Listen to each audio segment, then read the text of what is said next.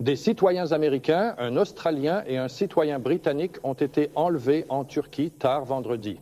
Les autorités turques affirment que les Occidentaux étaient en mission à la recherche de l'Arche de Noé lorsqu'ils ont été enlevés par un groupe de séparatistes turcs près de Karlovia. Nous étions partis en Turquie à la fin du mois d'août pour parler aux autorités compétentes afin d'obtenir un permis pour fouiller l'Arche de Noé et nous espérions pouvoir faire un peu de travail préliminaire cet automne et puis, bien sûr, pouvoir effectuer la fouille l'été prochain.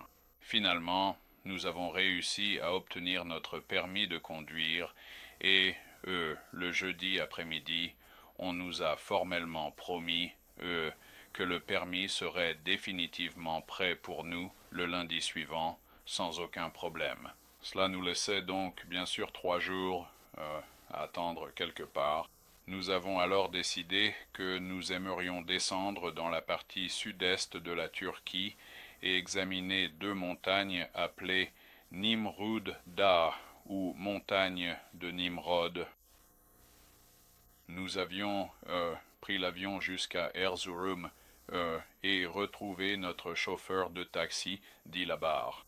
Comme nous étions 4, nous avons décidé de prendre un minibus au lieu d'un taxi, car cela aurait été trop serré, et il n'y avait pas une grande différence de prix entre un minibus et un taxi. Nous avons donc rassemblé le minibus et un chauffeur, puis nous sommes partis en direction de Bingöl avec suffisamment de temps pour traverser cette zone qui était connue pour être contrôlée par des terroristes avant la tombée de la nuit. La route était défoncée et nous avons été suffisamment retardés pour que nous nous trouvions à environ 13 km de Bingöl lorsque la voiture, il y avait 3 ou 4 véhicules devant nous, se sont soudainement mis en travers de la route et ont bloqué la route et nous avons tous dû nous arrêter. Et des bois des 2 côtés de la route sont sortis CES gens armés d'AK-47 et d'autres armes automatiques, de grenades à main et disons que il ne leur a pas fallu longtemps pour passer en revue les passagers du bus régulier qui se trouvait juste devant nous. Ils y ont trouvé un touriste britannique. Ils l'ont fait sortir et bien sûr ils nous ont attrapés tous les 4 et nous sommes partis à travers les bois et cette zone s'appelle l'Enfer Noir. C'est un terrain extrêmement accidenté et sur le chemin du retour après que nous ayons échappé à CES terroristes et que nous ayons été évacués en hélicoptère, nous avons pu filmer une partie de cela pour vous donner une idée du type de terrain que nous avons dû traverser chaque nuit pendant environ 21 nuits. Nous avons dû dormir à même le sol pendant la journée et il a fait assez froid avant la fin des 21 jours et CE n'était pas un voyage confortable, loin de là. Wyatt se trouvait en Turquie avec 5 autres occidentaux lorsqu'ils ont été enlevés tôt ce matin par des guérilleros kurdes. Le Parti des travailleurs du Kurdistan est le groupe soupçonné d'être à l'origine de l'enlèvement. Marinelle Wyatt reconnaît que passer autant de temps en Turquie comporte des risques. Ron Wyatt s'y est rendu 30 fois depuis 1977, mais elle est confiante que son mari sera libéré. Je m'attends à CE qu'ils soient libérés et qu'ils reprennent leur travail. Ils sont là-bas pour une raison précise. En descendant du bus, j'ai pris de l'argent dans mon portefeuille et je l'ai mis à un endroit où je pourrais l'attraper facilement sans être remarqué, avec l'intention de le laisser tomber à intervalles réguliers sur le chemin où l'on nous emmenait, afin qu'un groupe de recherche puisse au moins retrouver la direction par laquelle nous étions partis. Aussi, je ne savais pas exactement que CES Jean avait en tête. J'avais entendu parler d'une dizaine de touristes allemands qui avaient été enlevés environ 3 semaines auparavant et ils avaient été relâchés au bout d'une semaine à 10 jours, indemnes. Mais je n'étais pas sûr qu'il s'agissait du même groupe, ni si Leurs intentions étaient simplement de nous retenir pour attirer l'attention ou s'ils avaient autre chose en tête. Alors, lorsque nous avons quitté le bus, nous sommes descendus par un talus très raide, puis nous avons commencé à gravir une colline ou une montagne. C'était très très raide et l'ascension était vraiment difficile. Et quand nous sommes arrivés en haut, j'ai décidé que si nous devions de toute façon être tués, eh bien, il valait mieux que CE soit maintenant plutôt qu'après avoir été traînés à travers toute CES montagne pendant je ne sais combien de temps selon leurs intentions. J'étais donc vraiment essoufflé. CE n'était pas du cinéma, mais j'ai fait semblant d'avoir une crise cardiaque et je me suis effondré au sol et dans mon travail d'anesthésiste, l'une des choses les plus déstabilisantes qui puissent arriver, c'est une convulsion. Si c'est une crise d'épilepsie, on sait quoi faire. Si CE n'en est pas une, disons, on sait quand même quoi faire, mais c'est une expérience plutôt déstabilisante. Alors j'ai simulé quelques convulsions. Mon idée et mon intention étaient que si CES Jean avait l'intention de nous tuer, il m'aurait probablement tout simplement abattu, puis aurait pris les autres et serait parti. Ils ne l'ont pas fait. Ils ont, disons, manifesté pas mal d'inquiétude. Bref, une fois que j'ai compris qu'ils n'allaient pas nous tuer et que j'avais réussi à laisser tomber un peu d'argent sur le chemin pour guider quelqu'un jusqu'à nous, j'ai décidé qu'il serait peut-être plus sage d'avancer et de continuer avec les autres. Il est possible qu'ils m'auraient laissé derrière si j'avais continué mon petit malaise là-bas. Mais enfin, ils m'ont mis 2 terroristes, un sous chaque bras, et nous sommes partis à travers les montagnes. Et plus tard, quand certains des gars se plaignaient de la difficulté du trajet, je les ai taquinés un peu en disant qu'ils avaient de la chance de ne pas avoir à trimballer 2 terroristes comme moi. Enfin, CE n'est pas moi qui les portais. Ils étaient utiles, pour franchir les terrains difficiles. Ils avaient une bien meilleure vision que moi et disons qu'ils m'ont empêché de trébucher sur des rochers et genre de choses dans l'obscurité. En gros, chaque nuit nous voyagions et la distance que nous parcourions dépendait de la proximité de ceux qui nous cherchaient. Et puis, pendant la journée, nous étions obligés de rester allongés par terre sous les buissons. Alors, au début de cette expérience, il y avait des hélicoptères qui ont commencé à nous chercher et, d'après les informations diffusées sur les radios Sony à ondes courtes que les terroristes possédaient, l'ambassade américaine, l'ambassade britannique et l'ambassade australienne avaient déplacé certaines personnes à Bingoal et qu'elles y resteraient jusqu'à CE que nous soyons retrouvés. Le fait que CES Ambassade installe des bureaux dans la ville locale a quelque peu surpris les terroristes, mais ils étaient ravis de toute l'attention qu'ils recevaient. Et lorsque c'était possible, quand les journaux télévisés parlaient d'eux et de leurs otages, eh bien, disons qu'ils dansaient, chantaient et faisaient vraiment la fête. Inutile de dire que nous ne participions pas, à CES festivités.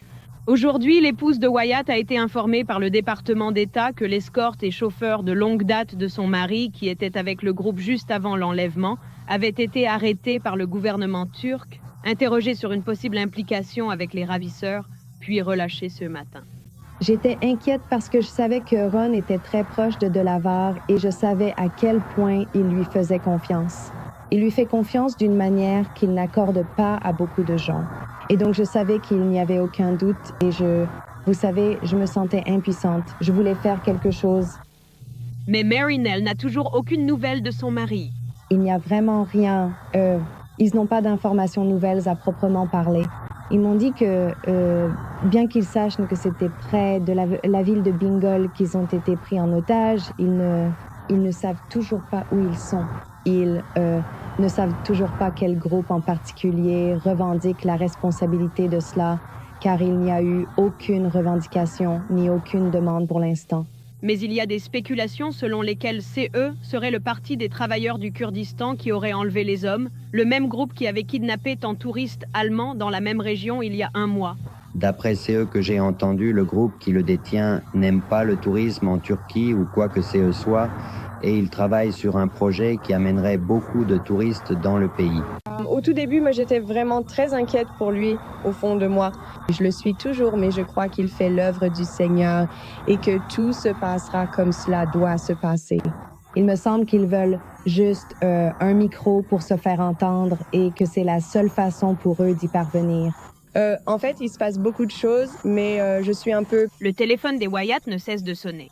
Des proches et des amis inquiets apprennent peu à peu la nouvelle inquiétante. Je suis nerveux.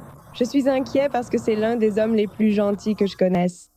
Au 4e jour de notre captivité, l'armée turque a acculé le groupe terroriste qui nous retenait et, avant qu'il ne referme complètement l'étau, le commandant du groupe, qui s'appelait Abraham, nous a expliqué à ceux d'entre nous qui n'étaient pas endormis que la police d'un côté de notre campement ne posait aucun problème et il a précisé qu'il les avait payés en lire. Il a simplement dit « lira, lira, lira, pas de problème ». Et donc, mais il a pointé dans l'autre direction, de l'autre côté, et a dit « police, gros problème ».